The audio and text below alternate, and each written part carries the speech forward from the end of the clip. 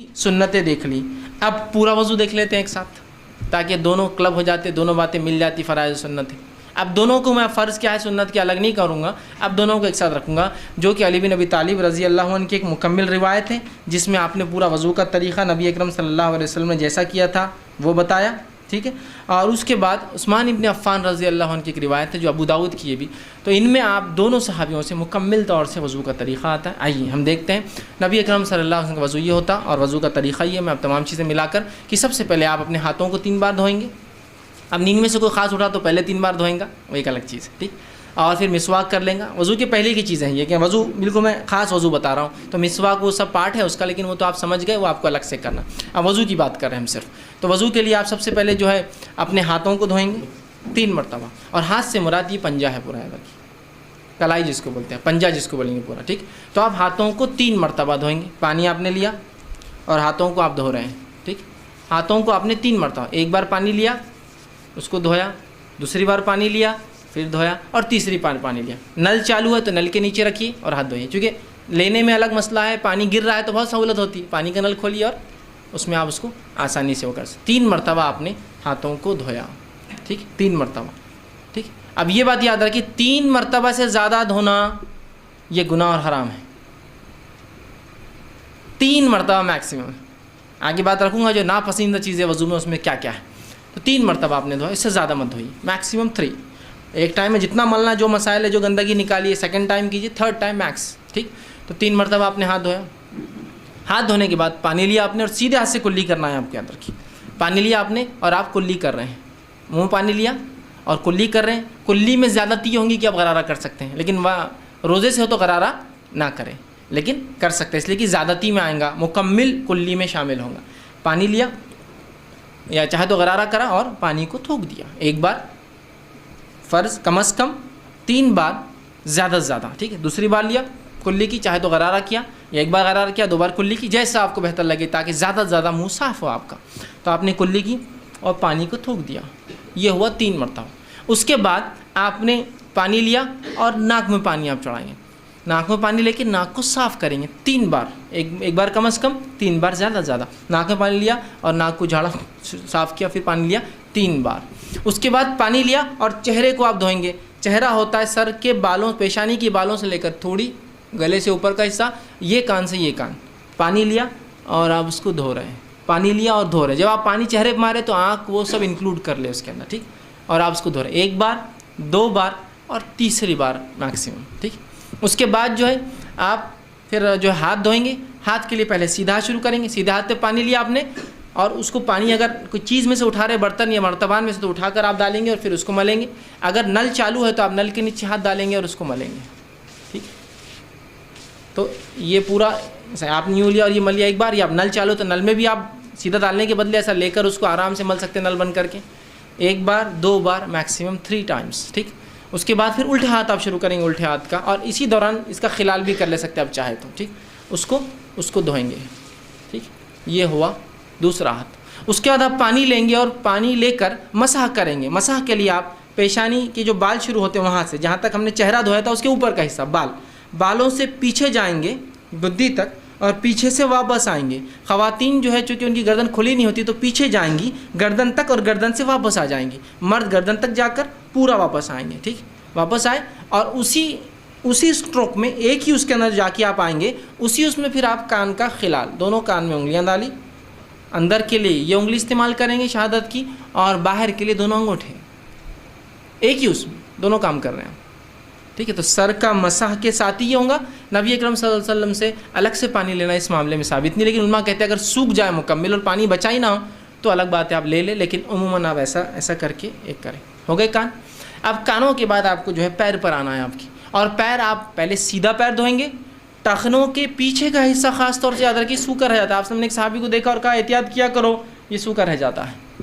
टखनों का पीछे का, सीधे हाथ के एक्सट्रीम राइट, पैर के पीछे के एक्सट्रीम राइट का और उल्टे पैर के पीछे के एक्सट्रीम लेफ्ट का सूखा रह जाता है, तो उसको अच्छे से आप वो करेंगे। टखनों तक, टखने मतलब इंक्लूड पूरा उसको धोएंगे और उल्टे हाथ से खिलाल उंगलियों को पैरों के बीच में साफ़ करेंगे, खिलाल करेंगे। तो ये हुआ वज़ू, याद रखिए। 1 बार कम से कम धोएंगे, 3 बार ज़्यादा धोएंगे, پانی کا کم سے کم استعمال کریں گے، ٹھیک ہے، اس لیے کہ پانی کو زیادہ بہانا، اس کی زیادتی، اس کو اسراف کرنا شریعت نے جو ہے اس بات کو بالکل جو ہے پسند نہیں کیا ہے، یاد رکھیے۔ اسی طرح ایک غلط فہمی جو ہوتی ہے وہ یہ ہے کہ ہم لوگ جب مسح کرتے ہیں سر کا تو مختلف علاقوں میں مختلف مسح کے طریقے ہوتے ہیں۔ کچھ جگہ مسح کا طریقہ اس طرح سے ہوتا ہے کہ ایک آدمی مسح کرتا ہے، مطلب یہاں سے شروع ہوتا ہے ہر چیز کو وہ بوسہ لیتے ہوئے چلتا ہے اوپر کی طرف اور پھر پیچھے جاتا ہے۔ کچھ لوگ ہوتے پیچھے جاتے چوم کر، چومنا یہاں ثابت نہیں ہے سنت سے، ٹھیک، چومتے ہیں، ناک کو بھی ہاتھ لگاتے ہیں، پیشانی کو لگاتے ہیں، کچھ لوگ چومتے اور پیشانی پہ جاتے ہیں، کچھ لوگ چومتے نہیں اور آگے جاتے ہیں، آنکھ پہ ہاتھ لگاتے ہیں، یہ کچھ بھی ثابت نہیں، آپ کو صرف بھگانا ہے اور پیچھے گئے اور آگے آ گئے، اس میں چبنا اور وہ کرنا ثابت نہیں۔ ایک دوسرا، کچھ لوگ گردن کا مسح کرتے ہیں، گردن کا مسح کرتے ہیں، اس کا مختلف طریقے ایسا بھگانا، یہ اس کے اتنے فائدے فلاں ہیں۔ گردن کا مسح کسی صحیح روایت سے ثابت نہیں ہے، اس کے اپنے فائدے ہوں گے، فائدوں سے ہم کو انکار نہیں، اس لیے کہ جسم کو دھونے کے فائدے ہوتے ہی ہیں، تو آپ الگ سے دھوئیے اس کو، آپ کو دھونا ہے تو۔ لیکن گردن کا اسپیشل مسح، ہاں گدی پہ جانے تک کچھ پانی چلے جائے کوئی مسئلہ نہیں، اسپیشل مسح کرنا یہ سنت سے ثابت نہیں ہے، کسی صحیح روایت سے گردن کا مسح کرنا ثابت نہیں ہے، یاد رکھیے، ٹھیک ہے۔ تو لہٰذا آپ پانی ہاتھ ڈالا، سیدھا ہاتھ کو لے گئے، واپس لایا، کانوں کا خلال کیا، یہ کام فنش، کوئی چومنا اور کوئی گردن کا مسح اس کے بعد ثابت نہیں۔ بہت سے لوگ یوں کر کے یوں جانے کے بعد ہر عبادت میں ان کو اپنی شک ہوتا ہے، اور شک کیوں نہ ہو، مولوی صاحب بتاتے ہیں احتیاطاً، جیسا جمعہ کی نماز 2 رکعت فرض ہیں، احتیاطاً ظہر پڑھ لینا، تو وہ احتیاط کرتے، احتیاط کیا کرتے ہیں، دیکھیے سر کا مسح کرتے، پہلے تو یوں بہت چومتے اوپر تک جاتے ہیں، یہ احتیاط عمل ہے، یہ بھیگا نہیں ہوگا تو یہ بھیگا نہیں ہوگا تو یہ بھیگا نہیں ہوگا۔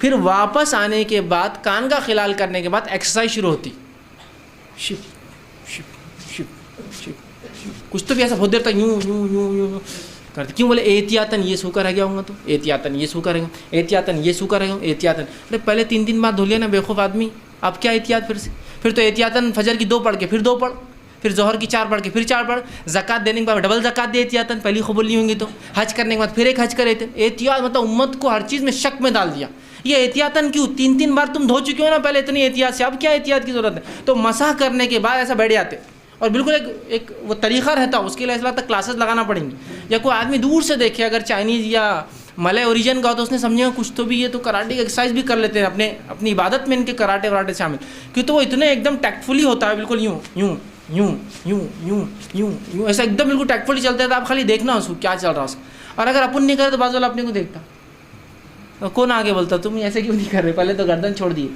اور پھر وہ ایکسرسائز بھی نہیں کر رہے، کھڑ رہے تھے، ٹھیک، تو پہلے جب تم نے دھو لیا تو پھر تم کو کیا احتیاط کی ضرورت، مجھے سمجھ میں نہیں آتا، احتیاط غیر ضروری احتیاطیں ہیں، جہاں ہونا وہاں نہیں ہے، جہاں نہیں ہونا وہاں ہے، کچھ بھی نہیں ہو گیا ہو، اب ڈبل ریپیٹ نہیں کرنا ہے کوئی چیز کو آپ کو احتیاط۔ ہاں یہ الگ بات ہے کہ آپ نے وضو کیا اور کسی نے کہا کوئی چیز آزاد سوکھا رہ گیا تو ایک الگ بات ہے، یاد ہے، اور یاد رکھیے وضو کر لیا، کر اٹھے اور آپ نے اپنے آپ کو پوچھنا شروع کر دیا، یاد رکھیے وضو کے بعد اپنے جسم کو پوچھنا بھی سنت ہے، یاد رکھیے نبی اکرم صلی اللہ علیہ وسلم کے تعلق سے ماں عائشہ فرماتی ہے آپ صلی اللہ علیہ وسلم کا خاص تولیہ تھا جو آپ نے اٹھا کر رکھا تھا، آپ وضو کرتے تو اس سے پوچھتے، نہاتے تو اس سے پوچھتے، تو یہ بھی سنت ہے۔ اب آپ اٹھے وضو کرنے کے بعد آپ نے تولیے سے پوچھ لیا، اب پوچھنے کے بعد کسی نے کہا پنڈلی سوکھی رہ گئی تھی، اوہو، تو اب کیا کریں گے اب آپ کو پورا وضو کرنا پڑے گا، اس لیے کہ آپ نے کچھ اعضاء کو سکھا لیا تھا۔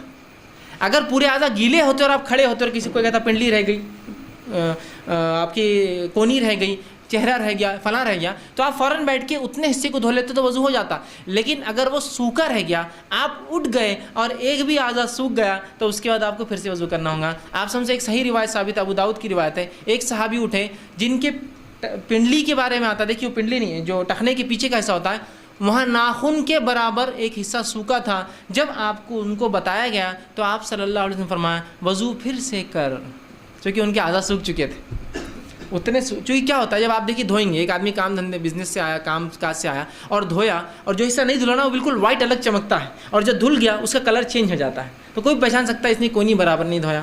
بچوں کو دیکھیے آپ چہرہ دھوتے ادھر کا پورا باقی رہتا، آپ بولتے بیٹا یہ نہیں دھلا، کیسے پہچانا، ادھر پانی سے صفائی، ادھر سے وائٹنس دکھتی ہے الگ، تو ویسا پہچانا تو کہا پھر سے کر، لیکن گیلے میں ہے تو خالی آپ جا کے گیلا کر لیجیے، گیلے میں مطلب اٹھے آپ اور کسی نے کہا بھائی صاحب تو آپ دھو لیجیے، सूख गया तो फिर से आपको वज़ू दोबारा दोहराना हो।